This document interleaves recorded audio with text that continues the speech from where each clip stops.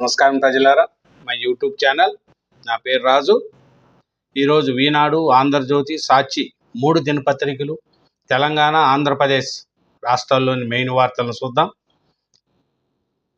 3 పత్రికల్లోని main వార్తలను చూసి, అలాగే నా ఛానల్ను సబ్స్క్రైబ్ చేయని వాళ్ళు దయవుంచి సబ్స్క్రైబ్ చేయండి, నా వీడియోను లైక్ చేయండి. మొదటిగా ఆంధ్రజ్యోతి తెలంగాణ రాష్ట్రం. ఆంధ్రజ్యోతి తెలంగాణ రాష్ట్రంలో నిన్న రేవంత్ రెడ్డి గారు అసెంబ్లీలో ఏం మాట్లాడినాడు, నిన్న అసెంబ్లీలో రేవంత్ రెడ్డి గారు మాట్లాడిన విషయాలను కూడా తెలుసుకున్నాం.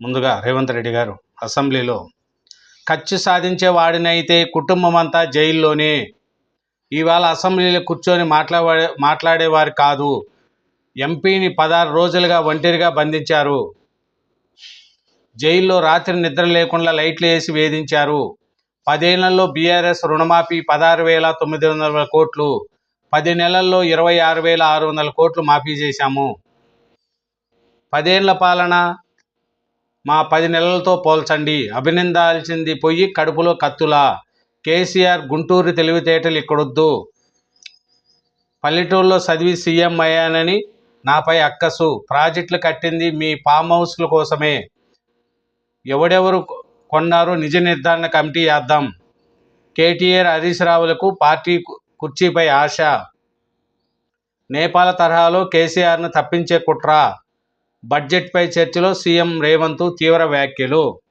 అది ఏమన్నారు, మేము అనుకోని ఉంటే మీ కుటుంబం అంతా జైల్లో ఉంటుంది, కక్ష సాధింపు అని అనుకుంటే, కాబట్టి నేను పారదర్శకంగా చేస్తున్నాను, మీరు 10 ఏళ్ళు పరిపాలించారు, నేను నా 10 నెలల పాలన చూడండి అని నిన్న రేవంత్ రెడ్డి గారు అసెంబ్లీలో అన్ని మాటలు.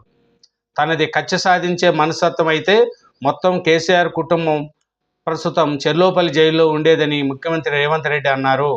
గురువారం బడ్జెట్పై చర్చ సందర్భంగా ముఖ్యమంత్రి కక్ష, పగ, ప్రతీకారాలకు పోతున్నారని బీఆర్ఎస్ నేత కేటీఆర్ చేసిన ఆరోపణలపై సీఎం తీవ్రంగా స్పందించారు. తాము నిజంగా కక్ష సాధింపును పాల్పడితే బీఆర్ఎస్ నాయకులు అసెంబ్లీలో కూర్చొని నోటుకొచ్చినట్లు మాట్లాడేవారు కాదని వ్యాఖ్యానించారు. తనను ఉంచిన చెంచలగూడ జైల్లోనే చెర్లోపల్లి జైల్లో ఉండేవారని అన్నారు. డ్రాను ఎగరేస్తే 500 జరిమానా విధిస్తారు, కానీ బీఆర్ఎస్ వాళ్ళు అధికారాన్ని అడ్డం పెట్టుకొని ఎంపీని కూడా చూడకుండా నన్ను చెర్లోపల్లి జైల్లో పెట్టారు, కరుడుగట్టిన నేరగాళ్లను బంధించినట్లు బంధించారు, 16 రోజుల పాటు కంటికి మనిషికి కనిపించకుండా నక్సలైట్లు ఉంచే డిటెన్షన్లో సెల్లో ఉంచారు. చూడండి, అది రేవంత్ రెడ్డి గారు పడిన బాధ, బీఆర్ఎస్ ప్రభుత్వంలో రేవంత్ రెడ్డి పెట్టిన ఇబ్బందిని అన్నీ ఇప్పుడు చెప్పుకుంటూ వస్తున్నారు. నెక్స్ట్, లేని రంకులు అంటగట్టినప్పుడు నీతులు గుర్తు రాలేదా కేటీఆర్ అంటున్నారు. భార్య పిల్లలు కుటుంబాలు మీకేనా, వేరే వాళ్ళకు ఉండవా, మా ఇంట్లో పిల్లలపై బూతులు మాట్లాడింది ఈ ముఖ్యమంత్రి కాదా, సీఎంకి ఇంత అసహనం, ఆవేశం, నిస్పృహ ఎందుకు అర్థం కావట్లేదు, ఆయనలో ఒక అపరిచితుడు దాగి ఉన్నాడు, ప్రతీకారంతోనే మీకు నష్టం, తెలంగాణ జాతీయపిత ముమ్మాటికి కేసీఆరే, బూతుపిత అని ముమ్మాటికి కేసీఆరే, బూతుపిత రేవంత్ రెడ్డి, ద్రవ్య వినియోగం బిల్లుపై చర్చ సందర్భంగా ధ్వజమెత్తిన కేటీఆర్.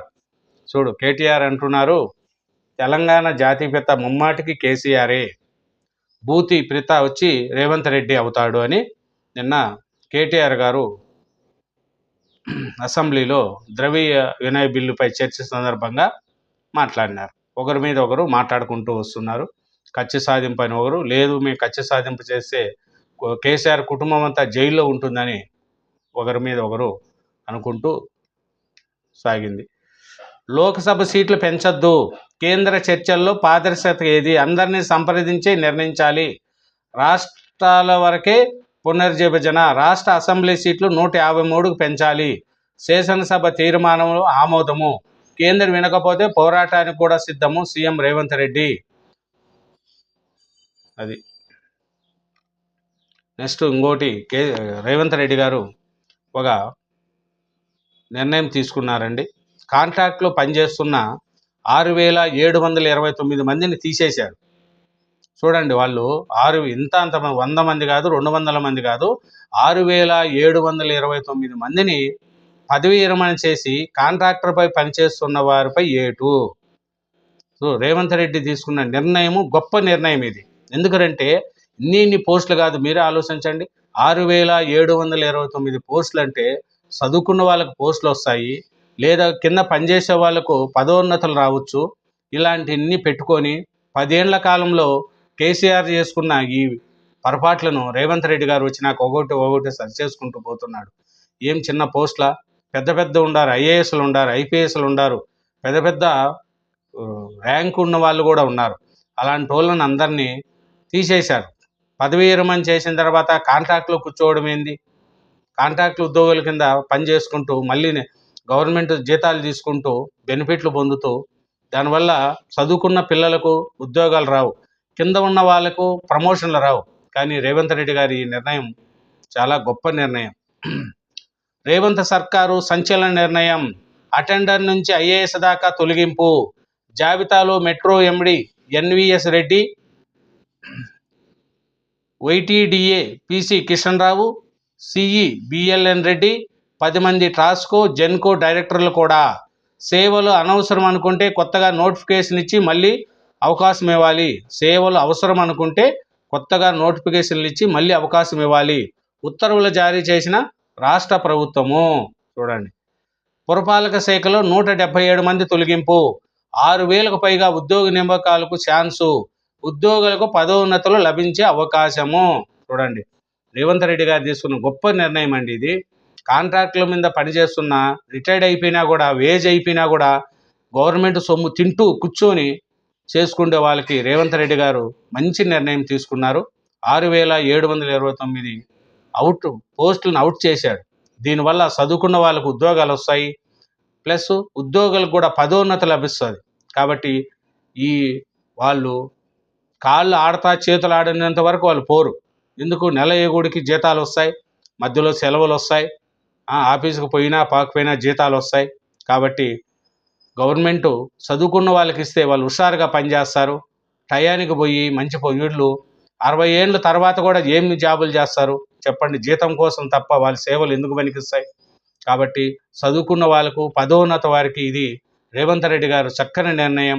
10 ఏళ్ల కాలంలో బీఆర్ఎస్ కేసీఆర్ చేసిన ఈ పాపాలన్నీ ఇప్పుడు ఒక్కొక్కటే రేవంత్ రెడ్డి గారు ఇలుకు తీస్తూ రాష్ట్రాన్ని, తెలంగాణ రాష్ట్రాన్ని అభివృద్ధి బాటలోకి తీసుకెళ్తున్నారు.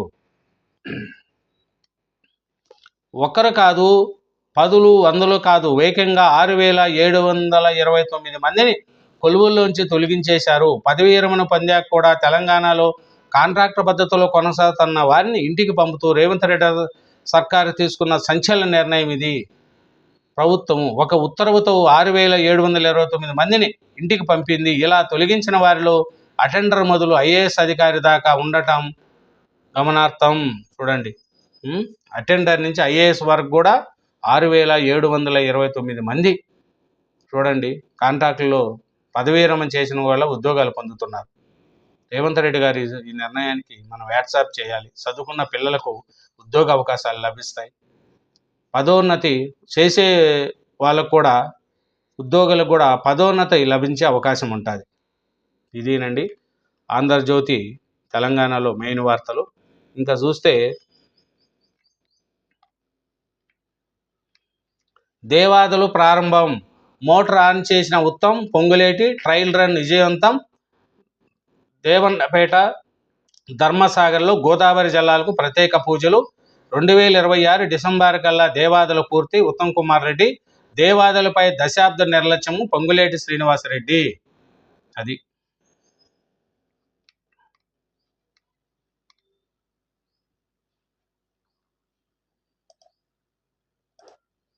భూముల అమ్మకాలను ఆపండి. కంచా, గచ్చిబౌలి హైదరాబాద్కు ఆక్సిజన్ వనరు. పచ్చని చెట్లు, వైవిధ్య జీవన జాతుల నిలయము. అక్కడ కాంక్రీట్ జంగిల్స్ వస్తే నగరానికి ముప్పు.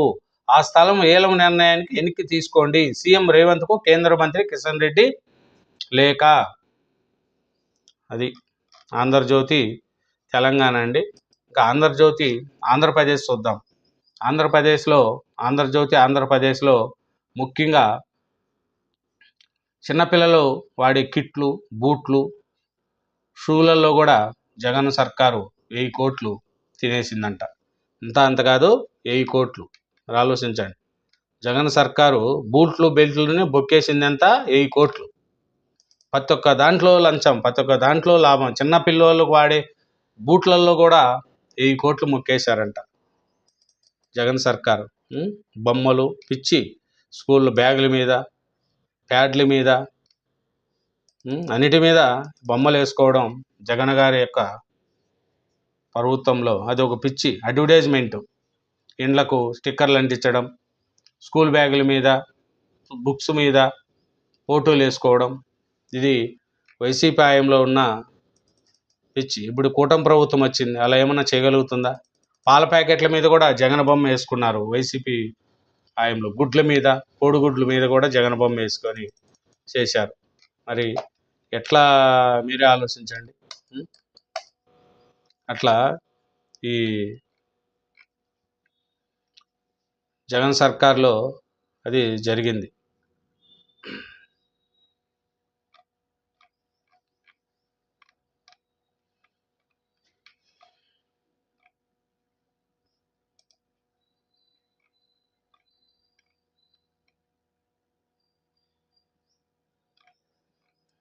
చూడండి, జగన్ సర్కారు బూట్లు బెల్టుల్లోనూ బొక్కేశారు. జగన్ సర్కారు విద్యార్థులు కిట్లు, గుడ్లు, సిక్కీల్లో 1000 కోట్లు స్వాహా. ఎట్లా 1000 కోట్లు అంటే చూడండి, ప్రస్తుతం బూట్ల ధర 159.09. అవే బూట్లను వైసీపీ సర్కారు 2 ఏళ్ల క్రితం 187.48లకు కొనుగోలు చేసింది. అలాగే రెండేళ్ల క్రితం స్కూల్ బ్యాగ్ ధర 272.92. అదే బ్యాగ్ ఇప్పుడు 250 రూపాయలు. బెల్ట్ అప్పుడు 34.50, ఇప్పుడు 24.93. యూనిఫామ్ నాడు 1081.98, నేడు 1061.43. నోటు పుస్తకం ధరలు ఇప్పుడు 35.64, అప్పుడు 52. ఏటాటా ధరలు పెరగాలే కానీ తగ్గాయని అనుకుంటున్నారా? ఇది నేటి వైసీపీ ప్రభుత్వం విద్యార్థులు పెంచిన కిట్ల ధరల్లో వేసిన మాయాజలం. కిట్తో పాటు అంగన్వాడీలు సరఫరా చేసే గుడ్లు, సిక్కీల్లోనూ అవినీతే. మొత్తము 1000 కోట్లని అంచనా. అప్పట్లో మంత్రికి కమిషన్ 5% కాగా మిగిలిన సొమ్ము ఎవరి ఖాతాలోకి చేరిందనేది ప్రశ్న. ప్రస్తుతం కూటమి సర్కారు ధరలు తగ్గించి దోపిడీకి చెక్కు చెప్పింది. దాంతో 5 ఏళ్ల ప్రభుత్వ సొమ్ము 1000 కోట్లు ఆదా కానున్నది. చూడండి ఎంతంత ధరలు బొక్కేశారో చూడండి వైసీపీ బూట్లలో.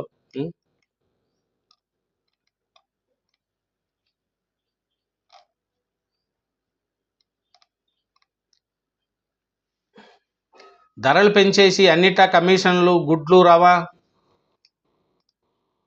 గుడ్లు రవాణాలోని 36 కోట్ల దోపిడీ. అప్పట్లో మంత్రికి 5% కమిషన్. కూటమి సర్కారు వచ్చాక దోపిడీకి చెక్కు. ధరల తగ్గింపుతో అన్నింటా పొదుపు. ఏడాది కిట్లలోని 64 కోట్ల ఆదా, సిక్కుల్లోనూ 63 కోట్లు మిగులు. వచ్చే 5 ఏళ్లలో 1000 కోట్ల ఆదా.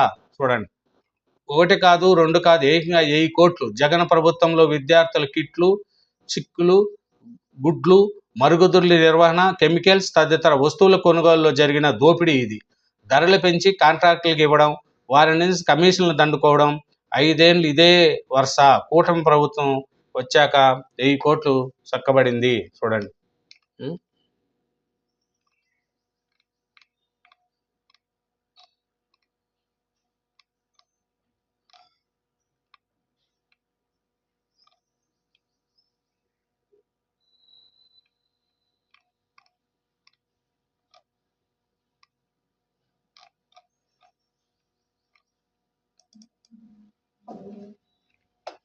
ఇంకా చూస్తే పుతిన్ త్వరలో చనిపోతాడు, అప్పుడే యుద్ధం ఆగిపోతుంది. చూడండి, పుతిన్ చనిపోతాడు, అప్పుడే యుద్ధం ఆగిపోతుంది అని అంటున్నారు.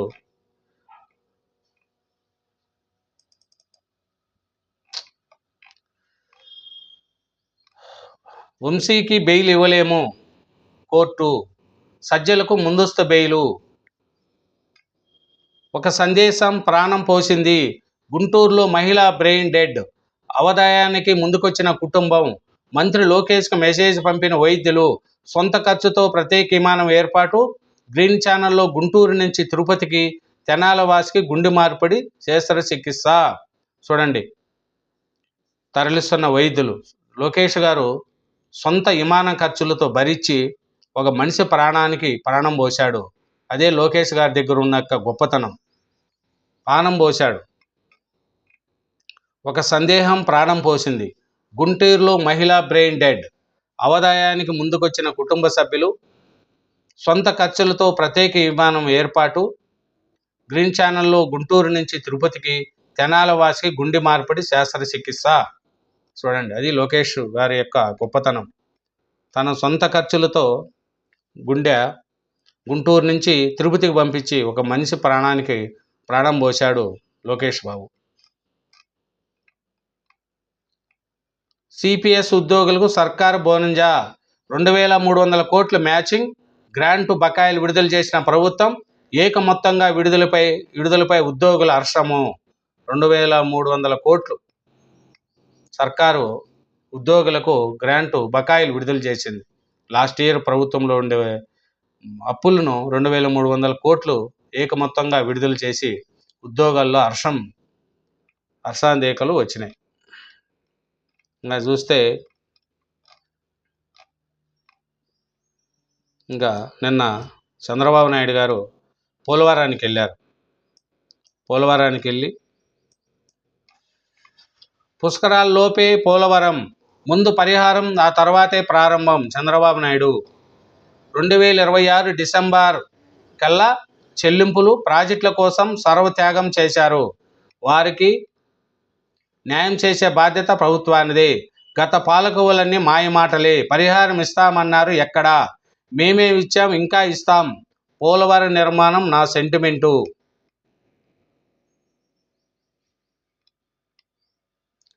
చెప్పిన పనులు చేయకపోతే బ్లాక్ లిస్టులోకి కాంట్రాక్టర్లు. సీఎం పోలవరంలో క్షేత్రస్థాయి పర్యటన. ఏరియల్ వ్యూ ద్వారా పనుల పరిశీలన. నిర్వాహితులు ముఖ్యమంత్రి ముఖాముఖి. చూడండి, సెంటిమెంట్. పోలవరం ప్రాజెక్టు నిర్మాణం నా సెంటిమెంటు. నష్టం జరిగినా, జాప్యం జరిగినా ఎక్కువ బాధపడేది నేనే. ప్రాజెక్టు నిర్మించే అవకాశం నాకు దక్కింది. దీనిని వినియోగించుకొని పూర్తి చేయాలనేది ఆశిస్తున్నా. జగన్ హయాంలో జరిగిన తప్పు చరిత్ర క్షమించరాని నేరము. అహంభావం, తెలియనితనము. రాజకీయ కక్షతో ప్రాజెక్టుకు నష్టం కలిగించారు. జాతీయ ప్రాజెక్టును, ప్రజల ఆస్తిని నాశనం చేసే హక్కు ఎవరికి లేదు. సీఎం చంద్రబాబు నాయుడు. చూడండి, ఇంకోటి ఏం చెప్పాడు? గోదావరి పుష్కరాలకు ముందే పోలవరం ప్రాజెక్టు నిర్మాణం పూర్తి చేసే విధంగా కార్యాచరణ రూపొందిస్తున్నట్లు ముఖ్యమంత్రి చంద్రబాబు వెల్లడించారు.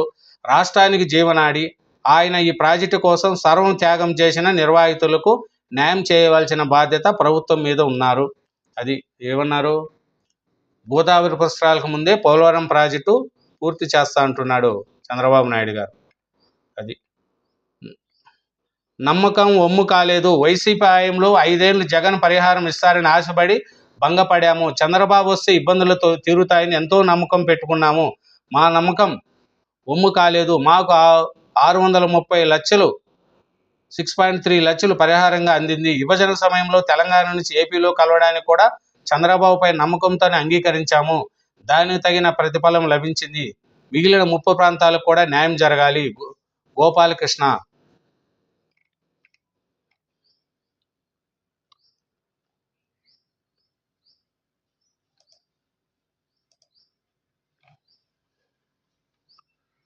ఇంకా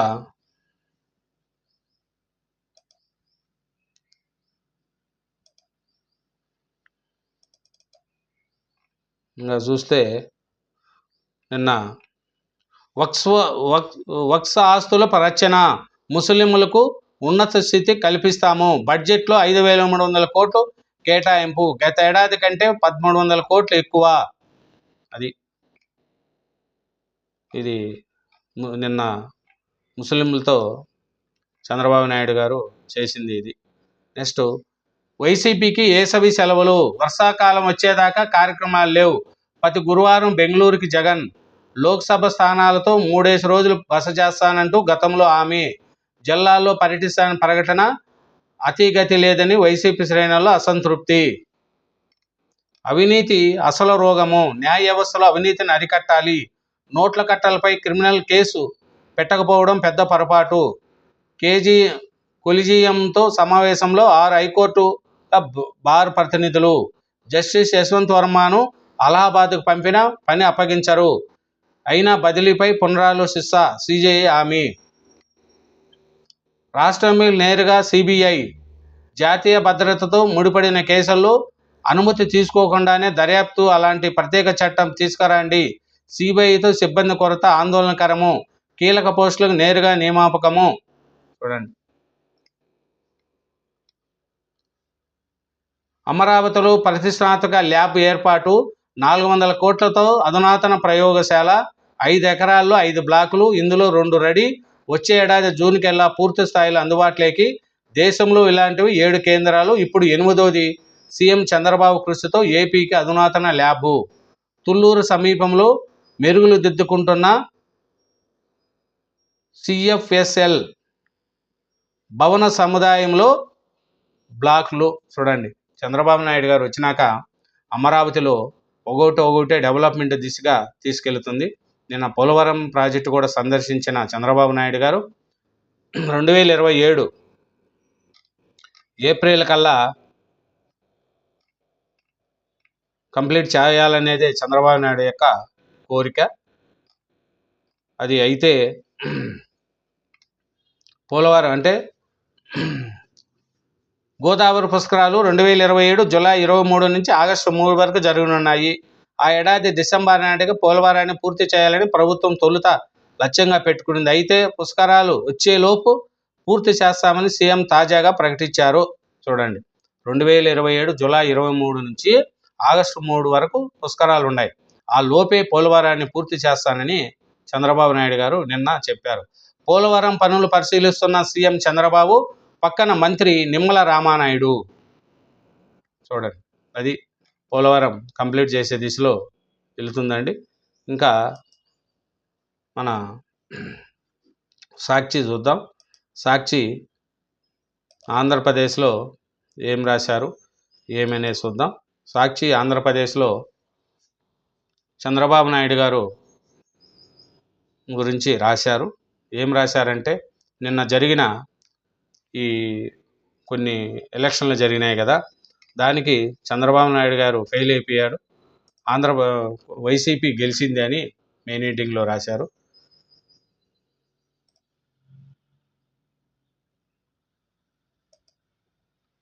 అది రాశారండి.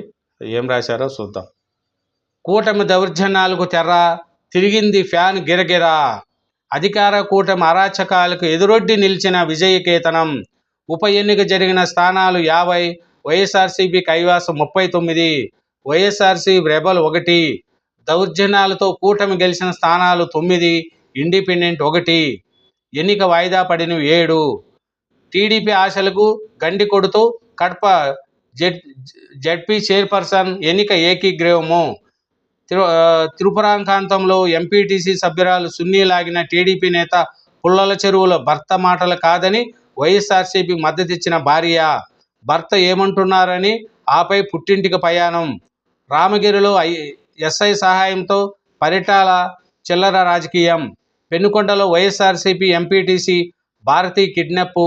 కాకినాడ రూరల్లో కూటమి నేతలు బరితెగింపు. అది ఫ్యాన్ గిరగిరా. అధికార కూటమి అరాచకాలకు నిలిచి ఉప ఎన్నికలు జరిగిన 50 స్థానాల్లో వైఎస్ఆర్సీపీ 39 గెలిచిందని రాశారండి. ఇంకా హిందూ ధర్మంపై వీరికి మాట్లాడే హక్కుందా? సీఎం చంద్రబాబు డిప్యూటీ సీఎంపై వైఎస్ జగన్ ఆగ్రహము. ఆలయాలపై దాడులు చేసేది వీళ్ళే, అబద్ధాలు ప్రచారం చేసేది వీళ్ళే, ధర్మరక్షలుగా తమను తాము చిత్రీకరించుకునేది వీళ్ళే. ఒకరు ఆదేశిస్తారు, మరొకరు పర్యవేశిస్తారు. కాశీనాయన క్షేత్రాన్ని కూల్చేయడానికి ఉత్తర్వులు ఇచ్చింది వీళ్ళే. వాళ్ళ చేతుల్లోనే కూల్చేసి వాతలు పెట్టారు. ఇప్పుడు ఎన్ను పూసిన మాదిరిగా మాటలు చెప్తున్నారు. మా 5 ఏళ్ల పాలనలో క్షేత్రాన్ని పరిరక్షించాము. కేంద్ర అటవీశాఖ మంత్రికి సీఎం హోదాలో నేనే లేఖ రాశా. మా ప్రయత్నాల్లో కేంద్రం తమ చర్యలు నిలుపుదల చేసింది. ఆలయాల పట్ల మాకున్న చిత్తశుద్ధికి ఇది నిరసనము. హిందూ ధర్మంపై జగన్మోహన్ రెడ్డి గారు చెప్తున్న మాటలు ఇవ్వండి. హిందూ ధర్మం మేమే మాట్లాడుతున్నాం, మేమే చేసినాం అని చెప్తున్నారండి. వైసీపీ హయాంలో రాముడు తల పగలగొట్టింది, ఆంజనేయ స్వామి విగ్రహం పగలగొట్టింది, ఎన్నో దేవాలయాలపైన దాడులు చేసింది.